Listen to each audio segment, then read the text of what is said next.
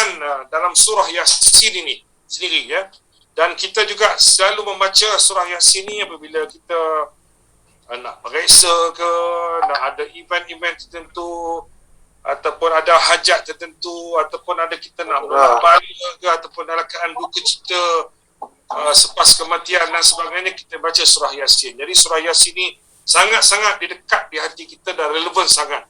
Jadi pada malam yang penuh berkat ni, Datuk-Datuk hadirin-hadirat sekalian, untuk mengupas dan membedah, ya, hikmah dan intipati surah Yasin ini pada malam ini. Jadi alhamdulillah angkasa berjaya membawa Al-Fadhil Ustaz Syed Nur Hisham bin Tuan Padang, ya, untuk bersama kita pada malam ini. Assalamualaikum Ustaz. Ustaz dah masuk ke, Ustaz? Waalaikumsalam warahmatullahi wabarakatuh. Alhamdulillah. Assalamualaikum Ustaz pada malam ni. Alhamdulillah. Allah. Terima kasih Pak Yop di atas jemputan. Kepada semua hadirin hadirat, datuk-datuk, datin-datin dan semualah warga angkasa, kooperator dan ahli dan sebagainya. Yang pertama, bagaimana yang Pak Yop sebut tadi, surah Yasin ini seumpama anak kandung. Surah-surah lain macam anak tiri. Kita ni sikit-sikit Yasin. Alhamdulillah, teruskan baca surah Yasin, cuma baca juga surah-surah yang lain. Okey, itu yang pertama. Oleh kerana tajuk kita dan kebetulan kita pun baru selesai baca surah Yasin, saya nak ajak semua yang hadir malam ni, kita go through, kita cuba lihat 2 ayat daripada surah Yasin. Yang pertama, ayat yang ke-12. Ayat ke-12 surah Yasin. Apa ayatnya? Inna nahnu nuhyil mauta wa naktubu ma qaddamu wa atharahum wa kulla syai'in ahsaynahu fi imamin mubin. Apa maksud ayat nombor 12 ni? Dan ini di antara konten utama surah Yasin. Allahu Akbar. Terima kasih ada yang tolong dekat ruangan chat ni. Ada yang tolong share ayatnya. Inna nahnu nuhyil mauta wa naktubu ma qaddamu wa atharahum wa kulla syai'in ahsaynahu fi imamin mubin. Terima kasih Teacher Azila. Sesungguhnya kami menghidupkan orang-orang mati dan kami menuliskan apa yang telah mereka kerjakan dan bekas-bekas yang mereka tinggalkan. Dan segala sesuatu kami kumpulkan dalam kitab yang induk di Lauh Mahfuz. Yang pertama sekali, saya nak ajak tengok secara ringkas grammar ayat ni. Dalam bahasa Arab, inna ni adalah satu confirmation. Inna, sesungguhnya. Okey, tapi inna tu tak ada alif. Kita jumpa innal ladzina amanu. Inna itu sesungguhnya. Tapi yang ni inna panjang.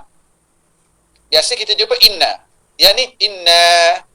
Apa beza dia Ustaz? Dia kalau ada alif ni, dia makna sesungguhnya kami. Dia ada pronoun yang memberi makna we. Sesungguhnya kami. Kemudian perkataan nahnu. Nahnu maksudnya kami.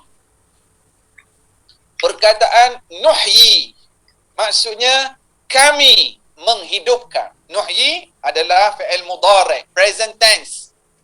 Present tense. Jadi dekat perkataan yang pertama inna, sesungguhnya kami. Perkataan nahnu maknanya kami. Nuhyi maknanya kami menghidupkan. 3 kali confirmation. Surely, dengan makna surely, sesungguhnya kami akan menghidupkan balik yang telah mati, orang-orang yang mati. Jadi konten surah Yasin ini nak mengingatkan kita yang pertama bahawa pasti kita semua akan meninggalkan dunia ini. You kaya ke, you miskin ke, dah pencen ke, belum ke, you depositor ke, you management koperasi ke, you business owner ke, you supplier ke, you orang berpangkat besar kecil ke, semuanya akan meninggalkan dunia ini. Akan sampai masa. Sebab ada pelbagai. Pepatah Arab kata, al-mautu babun wal kullu dakhiluhu. Kematian adalah seumpama sebuah pintu. Setiap orang akan masuk melalui pintu ini. Setiap orang. Allahu Akbar. Ada orang mati. Tapi ada orang cakap, Ustaz jangan sebut mati Ustaz, kasar sangat. Sebut meninggal lah Ustaz. Okeylah. Tapi kita orang kat Terengganu biasa sebut pass away. Bolehlah. Jadi, pepatah Arab kata, kematian seumpama sebuah pintu. Semua orang akan masuk ke pintu. Tak ada datil asbab wal maut wahid. Sebabnya pelbagai. Kematian tetap akan berlaku. Pasti akan berlaku. Allahu Akbar. Kita dengar sebulan dua ni kematian. Orang muda, orang kaya, orang miskin, orang pangkat besar. Ada yang berkait dengan COVID-19. Ada yang kemalangan. Ada yang terbakar. Ada yang lemas. Pelbagai berita kematian. Allahu Akbar. Yang penting, moga-moga Allah Ta'ala kurniakan kepada saya dan kepada semua yang sekarang ni bersama dalam grup Zoom ini. Moga-moga Allah kurniakan kepada kita husnul khatimah. Kematian yang dalam keadaan Allah redai. Kita tak tahu. Allahu Akbar. Saya baru saja dapat panggilan telefon siang dari seorang anak pada sahabat saya. Dulu dia orang oil and gas. Dulu berkenalan masa dia kerja di Jeddah, Arab Saudi. Lepas tu awal tahun lepas, bulan Februari 2020, just before COVID, saya kebetulan bersama ada masyarakat Malaysia di Qatar. Dia jemput ceramah program kat sana. Saya pergi ke Qatar jumpa sahabat ni. Kerja dengan QP, Qatar Petroleum pula di Qatar. Tadi anak dia telefon, Ustaz, abah sekarang dah ditidurkan 12 hari dah di hospital Port Dickson. Rupanya dia dah habis kontrak dengan Qatar Petroleum, balik Malaysia kena COVID. Ya Allah, ditidurkan. Hari ke-12, kejut kita dengar. Subhanallah. Jadi, kita tak tahu keadaan. Dan tambah lagi suasana COVID ini, ya Allah. Tak boleh nak pergi dekat, tak boleh nak ziarah. Bukan saja tak boleh nak ziarah kawan, suami, isteri, anak dengan mak dengan ayah pun. Tapi ini saat yang pasti akan berlaku, kematian. Ustaz apa ni Ustaz? Cerita bab mati je. Dah baca surah Yasin kan ni? Cerita bab Yasin. Kita tak cerita profit and loss malam ni. Yang tu kita ceramah masa lain. Marketing strategi, supply demand, macam mana nak bisnes jalan, itu masa lain. Malam ni surah Yasin. Jadi cerita bab kematian lah sikit. Dan satu kisah yang menarik berlaku pada zaman Nabi Sulaiman alaihissalam. Nabi Sulaiman, ada satu kali tu Nabi Sulaiman buat majlis makan-makan. Majlis makan. Nabi Sulaiman dia jemput menteri, jemput masyarakat, buat makan. Masing-masing ambil makanan, ambil lauk, buffet. Salah seorang menteri kepada Nabi Sulaiman, ketika dia ambil makanan, menteri ini perasan ada seseorang, orang tu tengok je dia dari jauh. Tengok. Benda kita panggil staring. Tengok. Jadi menteri ni dia duduk ambil makanan. Siapa ni duduk tengok aku ni? Sehingga dia rasa tak selesa. Dia ambil makanan, dia pun cari tempat, dia duduk, dia pun makan. Orang tadi tu dari jauh, tengok dia. Bila dia rasa tak selesa sangat, dia bimbang lah. Kok ada apa-apa, dia pergi jumpa Nabi Sulaiman alaihissalam. Lalu menteri ni kata, wahai Nabi Allah, dari tadi aku ambil makanan, aku duduk, aku minum, aku makan. Tu siapa tu? Dia asyik tengok je aku dari jauh, macam pelik sangat aku ni. Siapa orang tu? Kata Nabi Sulaiman, wahai menteri, itu sebenarnya adalah malaikat maut. Allah, terkejut menteri ni. Malaikat maut. Dia duduk survey cari nak Ricky nak buat kerja dia lah tu. Lalu menteri kata, wahai Nabi Sulaiman, aku nak minta sesuatu darimu. Aku tak pernah minta pun apa-apa sebelum ni. Tapi malam ni sekali ni aku nak minta satu ni je. Dan tolong tunaikan. Aku tak nak minta dah lain kali. Dan aku tak pernah minta. Sekali ni je. Ya, Nabi Sulaiman kata, wahai Nabi Sulaiman, di bawah rakyat kamu ada jin, ada semua. Tolong hantar aku ke tempat yang paling jauh dari sini. Takutnya dia tengok malaikat maut. Takut. Tolong hantar aku sejauh-jauh mungkin. Lalu Nabi Sulaiman penuhi permintaan menteri ini. Diperintahkan jin membawa menteri ini ke sebuah pulau yang begitu jauh di tengah lautan. Jauh pada kapal Pak Yuk lagi tu kat belakang tu. Bukan pulau tu, pulau jauh lagi tu. Kan? Jauh di tengah lautan. Menteri kata, terima kasih wahai Nabi Sulaiman. Lalu dia dihantar ke sebuah pulau di tengah lautan yang jauh dari tempat Nabi Sulaiman. Landing je di pulau tersebut, menteri tadi tengok orang yang duduk renung dia kat majlis makan tu, cokoh ada situ. Cokoh pula, cokoh. Cokoh apa? Cokoh ni maksudnya bercongkos. Cokoh ni maksud apa Pak Yub? Cokoh. Maknanya dia siapa aja pula tu cokoh ni cokoh. Ada orang Terengganu kat sini cokoh. Congok. Betul. Maknanya dia sampai je kat pulau tu, tengok orang yang renung dia kat majlis Nabi Sulaiman tadi, ada di situ. Lalu dia kata, kamu ikut aku. Kenapa kamu ada di sini? Macam mana kamu boleh tahu? Menteri itu tanya. Lalu malaikat maut beritahu, sebenarnya aku adalah malaikat maut. Aku telah ditugaskan oleh Allah untuk mengambil nyawa kamu pada waktu sekejap lagi di pulau ni. Cuma aku sebelum jalankan tugas, aku pergi survey dulu. Aku agak hairanlah juga bahasanya. Tengok kamu masih kat tempat Nabi Sulaiman. Sedangkan perkeliling ataupun surat arahan dari Allah, aku ditugaskan ambil nyawa kamu di pulau yang jauh ini. Pada waktu ini. Tapi aku survey dululah sebelum buat kerja. Kau jauh lagi. Tapi dah perintah Allah pun datanglah tunggu sini. Dah kau sampai. Lalu diambil nyawa menteri tersebut. Inilah maksud ayat Quran. Apabila fa'idha ja'a ajaluhum, bila sampai ajal kamu, tidak akan diperlewatkan sedikit, tidak akan dipercepatkan sedikit bila sampai masa. Ayat 12 surah Yasin ini beritahu bahawa setiap yang meninggal dunia ini, inna nahnu nuhyil mauta, kami akan hidupkan balik orang-orang yang mati ini. Semua dihidupkan balik. Wa naktubu ma qaddamu, dan kami telah catatkan ma qaddamu, pas apa yang telah mereka buat ketika hidup dahulu. Semua ada dalam catatan Allah Subhanahu wa taala. Semua dan kami telah menulis apa yang telah mereka kerjakan, apa yang mereka buat, semua rekod. Allahu akbar. Kita kat dunia ni ada audit. Nak audit boleh pakak-pakak lagi dengan accountant, you adjust sikit lah. Ni create expenses. Yang ni tutup cover sikit, debit credit account tu nanti you cover sikit lah. Kita create documentation. Dah kita keluar duit ni kan, aku guna duit ni macam mana create document. Audit atas dunia, kita boleh adjust, kita boleh create, kita boleh tapi dalam mahkamah Allah, apabila kita dihidupkan kembali, wa naktubu ma qaddamu, dicatat semuanya. Allahu akbar, dicatat semuanya. Kita nak mengelak ke mana? Ini pun saya mengingatkan diri saya lah juga pada kita semua. Mungkin kalau orang dalam bidang bisnes, dalam bidang koperasi, dia ada berkait dengan keuangan, pembelian, jualan, kejujuran, integriti dalam berniaga. Allahu akbar, tolong hati-hati semua ini. Sebab ini ayat 12 ini dia berkait. Okey, kita lompat sekejap ke ayat 65. Ayat 65 surah Yasin.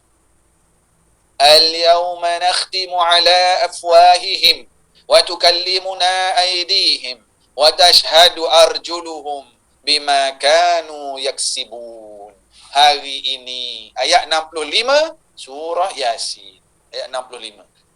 Hari ini al-yawma nakhtimu ala afwahihim, we sealed dia. Ni mulut-mulut manusia ni tutup. Nakhtim maknanya macam seal. Wa tukallimuna aydihim, yang bercakap adalah tangan-tangan manusia itu. Allah, tangan. Wa tukallimuna aydihim, dan tangan yang akan bercakap. Tangan kata, ya Allah, saya yang transfer. Ya Allah, saya yang sign tu, approve tu. Tangan kata, ya saya yang ambil duit tu. Wa tukallimuna aydihim, tangan akan bercakap. Tangan bercakap. Ya saya yang tarik. Saya yang forward message tu, ya Allah. Saya yang tarik message tu. Wa tukallimuna aydihim. Wa tashhadu arjuluhum, dan kaki-kaki bersaksi bima kanu yaksibun, dengan apa yang telah mereka lakukan ketika di dunia dulu. Ni wa naktubu ma qaddamu ni dia berkait dengan ayat ni pula. No excuse. Kat dunia kita boleh adjust. Kat dunia kita boleh cari, bukan saja bayar lawyer, hakim pun ada yang orang boleh bayar. Nauzubillah. Tapi kalau kita pada nuhyil mauta, ketika Allah menghidupkan yang dah mati ni, kita nak elak macam mana? Inilah sebenarnya internal police. Inilah inner system yang surah Yasin ingatkan kita. Kalau boleh setiap kali kita baca surah Yasin, Kita fahami keadaan-keadaan ini, kita ingat ayat-ayat ini. Dan saya nak balik ayat 12 balik. Wa naktubu ma qaddamu wa atharahum. On this day we will seal their mouths. Their hands will speak to us and their feet will testify to what they used to commit. Ni ayat tadi, ayat 65. Terima kasih yang share makna ayat di ruangan chat ni. Subhanallah. Tapi yang satu lagi yang menarik, wa naktubu ma qaddamu, apa yang telah mereka usahakan, wa atharahum. Ini satu berita gembira kepada pengasas-pengasas koperasi. Wa atharahum. Dan athar, tadi kita kata wa naktubu ma qaddamu, kamu akan dihidupkan selepas mati dan akan dicatat segala amalan kamu dan direkod segala tanda-tanda yang telah kamu tinggalkan kat dunia dulu. Apa maksud tanda? Biarlah kita ada tinggal tanda. Tanda. Apa maksud tanda? Ada orang dia ada duit banyak. Dia ada duit banyak. Dia bina surau. Dia bina masjid. Ini tanda. Wa athar. Itu perkataan atharahum dalam ayat 12 surah Yasin tadi. Kesan-kesan. Dia telah berjaya kumpul petani-petani, buat satu koperasi untuk jual hasil, untuk develop ekonomi satu kawasan. Dia telah berjaya didik, masing-masing bekerja sama, hidupkan koperasi di tempat dia. Dia pun meninggal. Koperasi tak diterus berjalan. Ada orang dapat hasil, ada orang dapat manfaat, boleh buat loan, boleh beli motosikal, boleh beli enjin, nak beli enjin boat. Jadi dia dah meninggal. Habis koperasi yang hidup yang dia asaskan itu wa atharahum, kesan-kesan tinggalan dia. Dia berjaya ni, dia askar-askar pencen, dia buat koperasi, geng-geng askar pencen saja.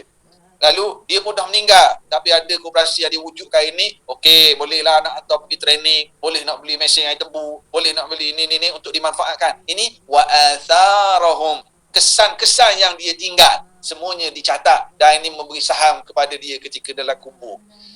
Betul ke tak contoh saya ni koperasi tentera lah, koperasi nelayan lah, tapi gitulah maksudnya, tinggalkan kesan. Ulama-ulama dulu, kesan yang dia orang tinggal, dia orang tinggalkan kitab. Apa sekarang orang baca puluhan tahun. Yang Pak Yuk kata petang tadi, Ustaz pun ada program dia, petang tadi kita baca kitab Riyadhus Salihin. Kitab Riyadhus Salihin berapa ratus tahun dulu dikarang oleh Imam An-Nawawi. Ini termasuk dalam wa atharahum, kesan yang mereka tinggalkan. Kita kalau kita meninggal, apa yang kita tinggalkan? Apa kesan yang kita tinggalkan? Paling kurang kita tinggalkan anak-anak, hasil didikan kita kesan. Ada duit sikit, tengok ada masjid surau, PA system dah meraung, ngiau-ngiau, kita pergi tukar PA system yang baru. Itu atharahum. Kita ada tinggalan-tinggalan kita. Sebab ini yang akan memberi manfaat kepada kita ketika mana nuhyil mauta, ketika mana kita yang dah meninggal ini dihidupkan kembali oleh Allah Subhanahu wa taala. Kita baca surah Yasin. Tadi Pak Yuk pun sebut bahawa surah Yasin ini adalah surah Makkiyah. Surah yang diturunkan sebelum hijrah. Surah yang diturunkan pada zaman Mekah. Memang dia banyak bicara berkenaan dengan akidah, berkenaan dengan dalam kubur, berkenaan dengan hari pembalasan. Dan di hujung ayat yang kita baca tadi menceritakan tentang kekuasaan Allah Subhanahu wa taala. Innama amruhu idza arada syai'an an yaqula lahu kun fayakun. Dan kita yakin sungguh dengan ayat ni, kalau Allah Ta'ala nakkan sesuatu perkara berlaku, Allah Ta'ala kata jadi je, maka jadi. Allah Ta'ala kata jadi COVID, jadi COVID. Kalau Allah Ta'ala juga berkuasa untuk kata jadi, maknanya berhenti COVID, boleh berhenti. Ada orang dia kecewa, dia putus asa, tak boleh nak berniaga dah Ustaz, tak boleh nak buat sale dah Ustaz. Bukankah kita beriman? Kalau Allah Ta'ala nak kata, awak boleh ada pintu rezeki yang lain, bisnes awak mungkin boleh berjalan secara ni, biarlah kita sentiasa bersangka baik dengan Allah Subhanahu wa taala. Pulak lagi boleh tadi ni. Tak punya suara. Benda tanya soalan. Ingat kau tanya soalan tadi Bayu? Mungkin ada dia salah tekan speaker itulah. Tapi begitulah, begitulah. Sedikit bro saya dia beritahu sampai pukul 9, sedikit pengajaran daripada surah Yasin. Dan saya selalu ingatkan juga pada mana-mana perkumpulan, mana-mana jemaah, masjid, surau, bila buat majlis bacaan Yasin, cuba luangkan sedikit masa. Kalau ada tazkirah macam ni, alhamdulillah. Kalau tak ada tazkirah pun tak apa. Tapi luangkan masa untuk baca terjemahan surah Yasin. Kita go through, baca-baca je tak apa. Ustaz, boleh ke baca? Boleh. Tapi kalau tak faham, ada kita baca jumpa yang tak faham, yang tu bagus. Sangat-sangat bagus. Kalau baca, lepas tu ada jumpa yang tak faham, itu sangat-sangat bagus. Kenapa Ustaz cakap bagus? Sebab bila tak faham, kita akan sama-sama mencari makna dia. Kita akan cari dalam kitab, kita akan cari dalam Google, kita akan cari tanya asatizah ustaz-ustaz. Akhirnya kita akan jumpa, dan masa jumpa itu dia akan melekat sungguh dalam kepala kita. Sebab kita cari. Jadi, luangkan masa untuk membaca terjemahan surah Yasin. Saya nak buat perumpamaan pun macam tak berapa cantik kalau nak kata macam apa orang panggil tapi tak payahlah. Ada orang dia burung apa yang pandai cakap tu, apa boleh cakap tu dia latih selamat pagi. Kakak dua. Kakak dua. Maknanya kita jumpa dia tengah hari, selamat pagi. Kita jumpa petang dekat maghrib dah, selamat pagi. Malam jumpa dia selamat pagi lagi. Sebab apa? Sebab dia tak tahu apa yang dia sebut. Na'udzubillah, kita tak naklah jadi macam tu dengan Al-Quran. Biarlah kita baca, walaupun kita tak faham 100%, tapi kita cuba berusaha untuk memahaminya. Saya teringat almarhum ada seorang tok guru, dia kata, kalau kita dapat satu surat ini ada letterhead istana, sampul warna kuning, buka pun warna kuning, tulisan pun dengan emas. Cumanya bila kita buka je surat ni, kita tengok, kita tak faham bahasa, tapi kita tahu ni letterhead istana, tulisan dakwat emas, cop rasmi, memang confirm dari istana. Kita duk baca, tak faham. Apa kita akan buat? Kita akan buat apa? So, kat istana ni, rasmi ni, cok, tapi apa ni aku tak faham, dia tulis apa ni apa? Kita akan buat apa? Kita akan berusaha bersungguh-sungguh, cari orang. Apa ni maksud? Tanya orang, nak tahu maksud. Perumpamaan ini dibuat oleh almarhum Tok Guru Ni Abdul Aziz Nikmat. Dia kata kalau surat ada cok raja tu kita bersungguh nak cari makna, bagaimana dengan Al-Quran yang kita confirm dari Allah yang memberi rezeki, yang mencipta kita? Ada tidak perasaan bersungguh kita, aku tak faham apa maksudnya ni? Sebagaimana kalau kita terima surat warna kuning ada cop rasmi, pasti kita akan bersungguh nak tahu apa maksud dalam surat ni, nak bagi tahu aku. Tengok-tengok nak bagi tahu minggu depan cuti je. Oh gitu. Tapi bagaimana kita dengan surat yang dihantar, yang diturunkan oleh Allah Subhanahu Wa Taala, kesungguhan kita untuk memahami maksudnya. Apatah lagi kalau surah Yasin yang kita selalu baca. Saya rasa sekadar itu daripada saya. Moga ada manfaatnya insya-Allah. Terima kasih atas jemputan. Moga-moga adalah sedikit manfaat dan moga-moga majlis seperti ini diteruskan. Saya ucapkan terima kasih. Assalamualaikum warahmatullahi wabarakatuh. Waalaikumsalam warahmatullahi taala wabarakatuh. Jutaan terima kasih kepada bahagia Ustaz Said Nur Hisham atas pencerahan kita, membuka minda kita sedikit ya, tentang apakah jis, substan ataupun intipati daripada surah Yasin itu ya. Dan yang saya boleh ringkaskan kepada tentang surah ini berkaitan dengan kehidupan, dan kematian itu satu pintu menuju kepada kehidupan yang satu lagi, Tuan Said ya. Begitulah saya dapat recap daripada surah Yasin. Jadi Ustaz, kalau tak ada soal jawab ni tak sedap tak Ustaz? Ini peserta pada malam ni yang hadir 392 tadi maksimum tadi nampak. Jadi macam mana kalau kita buka 1-2 soalan Ustaz? Boleh Ustaz? Boleh. Fadil, jadi saya jemput Datuk hadirin hadirat sekalian, sekiranya ada persoalan, komen, silakan. Datuk Ali, sila. Datuk Ali, sila. Ustaz kata kita jangan hanya tumpu baca Yasin saja. Kalau saya mohon lah Ustaz share lah dalam hati Ustaz. Ayat-ayat mana atau surah-surah mana yang patut kita bacakan selain daripada Yasin? 3 ke 5 surah? Oh, bagus soalan Datuk ni. Yang pertama sekali, kalau dia ada surah-surah yang disebut tentang fadilat-fadilat tertentu.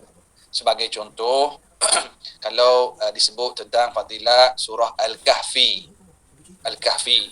baca pada malam Jumaat ataupun di siang hari Jumaat. Ataupun surah Al-Mulk. Al-Mulk baca tiap-tiap malam sebelum tidur. Orang yang baru pindah rumah, orang yang baru beli rumah baru, bacalah surah Al-Baqarah.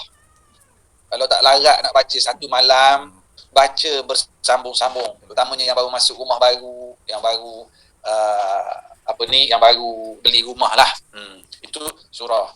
Kemudian yang sebaiknya sebenarnya kalau mampu kita buat macam bertadarus. Saya alhamdulillah Datuk, tapi tak apa dah, boleh lah aku sebut sini. Baru ni kali ke-6 khatam tadarus dengan isteri dan anak-anak sejak awal Covid dulu. Kali ke-6. Maknanya setiap malam kita baca sikit-sikit, saya, isteri, anak.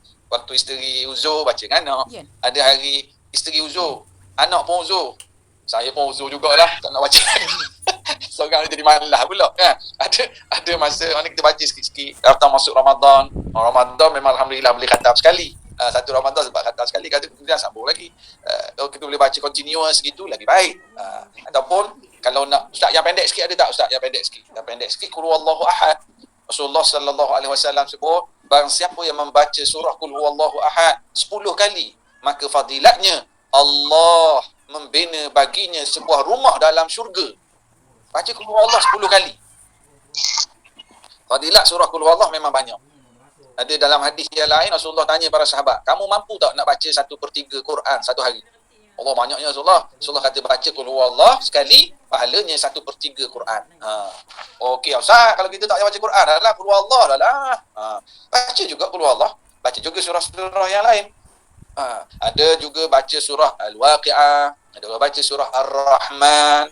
Yang penting kalau sebab Al-Quran ini 30 juzuk yang diturunkan itu untuk dibaca keseluruhannya, untuk cuba difahami dan untuk diamalkan. Tapi baguslah soalan yang Datuk Ali tanya tadi tu, mungkin kita tak mampu nak 30 juzuk Ustaz. Kita baca surah-surah ini. Antaranya Nabi pernah puji surah Hud. Surah Hud. Nabi Rasulullah kata apa? Syayyabatni Hud. Surah Hud telah menyebabkan aku jadi uban, semua menyebabkan aku jadi uban. Bila aku baca surah Hud, Syayyabatni Hud. Sebab bila baca dalam surah Hud, ada kisah-kisah yang begitu menggerunkan. Sehingga Rasulullah kata, aku baca ni sampai uban rambut aku, baca surah Hud. Ini surah-surah yang maknanya, tapi macam saya sebut tadi lah, kita tak nak jadi surah Yasin tu anak kandung, surah lain jadi anak tiri. Paling kurang surah Al-Mulk malam-malam. Paling kurang ayat kursi sebelum tidur, 2 tempat jangan tinggal surah ayat kursi. 2 tempat. Yang pertama sebelum tidur, kedua selepas setiap kali solat, ayat kursi. Yang sebelum tidur, Rasulullah sallallahu alaihi wasallam beritahu, orang yang baca ayat kursi sebelum tidur, dia tidak akan diganggu oleh syaitan sehingga subuh esok. Dengan ayat kursi setiap kali selepas solat. Itulah tu mungkin ayat-ayat surah-surah yang boleh kita selalu baca. Satu soalan lagi Ustaz, kita buka. Ada sesiapa nak tanya soalan, silakan. Soalan terakhir, silakan. Assalamualaikum. Waalaikumsalam. Daripada mana, silakan? Pulau Pinang.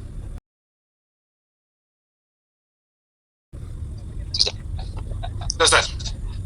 Allahu Akbar. Saya nak jawab pun ginilah, senang saya sebut apa yang disebut oleh Nabi Muhammad sallallahu alaihi wasallam apabila ditanya oleh Aisyah radhiyallahu anha berkenaan dengan wabak-wabak yang berlaku. Bila ditanya tentang wabak, banyak kematian yang disebabkan oleh wabak, tak boleh nak kawal, amal ribuan, puluhan ribu, maka Rasulullah sallallahu alaihi wasallam beritahu, ia adalah Allah kepada orang beriman dan ia adalah bala dan kemurkaan Allah kepada orang-orang yang ingkar. Maksudnya macam mana? Bagi orang beriman, dikala musibah datang melanda, orang beriman ini dia akan semakin dekat dengan Allah.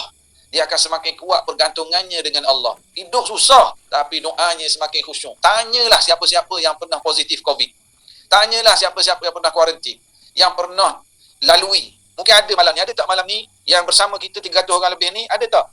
Yang pernah diuji oleh Allah positif COVID baru ni. Dan sekarang ni dah sihat balik dah. Ada tak? Ada tak yang bersama kita malam ni? Bagaimana doa kita masa tengah kuarantin tu? Macam mana zikir kita? Ataupun mungkin bukan kita yang positif COVID, Kalau ada suami, isteri, ahli keluarga kita yang pernah positif COVID, macam mana doa dan munajat kita? Jadi betul lah Rasulullah kata, bila berlaku wabak, dia adalah rahmat Allah kepada orang beriman. Dia jadi semakin kuat pergantungan, semakin banyak doa, solat jadi semakin khusyuk, semakin ingat kematian. Ini orang beriman. Adapun bagi orang-orang yang kufur, engkar, ia adalah azab dari Allah. Azab kat dunia dan azab kat akhirat.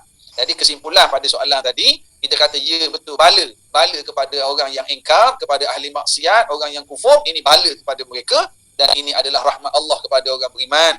Dengan dia sabar, dengan dia bersangka baik kepada Allah, lagi banyak pahala dia dapat. Lagi kuat hatinya dengan Allah Subhanahu Wa Taala. Wallahu a'lam. Bagaimana nak mengubah tradisi membaca surah Yasin secara jemaah pada malam Jumaat dapat dilakukan pada malam atau hari-hari yang lain, Ustaz? Maknanya dibacalah. Dibacalah hari lain. Tak payah bergaduhlah surah Yasin. Nak baca malam Jumaat, baca. Nak baca malam lain, baca. Siapa nak baca malam Jumaat, baca. Siapa tak nak baca, baca hari lain. Siapa nak baca surah Kahfi, baca surah Kahfi. Baca Quran dapat pahala. Yang confirm dosa bergaduh dalam isu baca Quran. Jadi tak payah bergaduh. Siapa nak baca Yasin, baca. Siapa nak baca Kahfi, baca. Siapa tak nak baca, tak berdosa. Yang berdosa bergaduh, bermasam muka, bab nak baca Quran. Saya tertarik soalan Ahmad Adnan. Soalan last. Masih ramai yang tolak vaksin. Yang tolak vaksin. Allahu Akbar. Ada, saya nak sebut macam mana Ada kenalan saya yang dia memang tak nak vaksin. Tapi baru-baru ni dia diuji dengan positif COVID. Hospital pun dia tak nak pergi. Jadi saya sendiri ambil tanggungjawab. Call, bincang dengan orang hospital, pakak dengan isteri dia. Ambulans datang ambil kat rumah. Pergi ke ward. Masuk ward, Alhamdulillah. Dia oksigen drop, pernafasan, badan lemah. Dia WhatsApp kat grup. Kita orang yang belum vaksin, pergilah vaksin. Pergilah vaksin. Kan? Dia nasihat pada orang bila dia tahu COVID is real. Kita ni, kita nak ikut siapa? Kita bekas Menteri Agama kita, Dr. Zulkifli Al-Bakri. Vaksin. Dia orang alim. Takkan dia tak dapat maklumat. Takkan dia tak tahu hukum hakam. Kalau kita tak nak ikut para ulama', kita nak ikut siapa lagi? Ikut Facebook. Jadi, sama-samalah. Ini sebahagian daripada ikhtiar kita. Vaksin, patuhi SOP, carilah makanan-makanan yang ada menguatkan immune system kita. Dan ikhtiar juga dengan berdoa kepada Allah. Wallahu a'lam bissawab. Terima kasih atas jemputan. Assalamualaikum warahmatullahi wabarakatuh.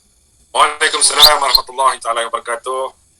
Kepada Ustaz Syed Nur Hisham, majlis Recording terima kasih banyak. Moga-moga tak jemu Ustaz ya, untuk bersama-sama dengan keluarga Angkasa. Sesungguhnya pada malam ni banyak pengajaran, iktibar dan juga kupasan yang telah Ustaz buat tadi, menjelaskan tentang apakah intipati dan pengajaran yang dapat kita ambil daripada surah Yasin ini.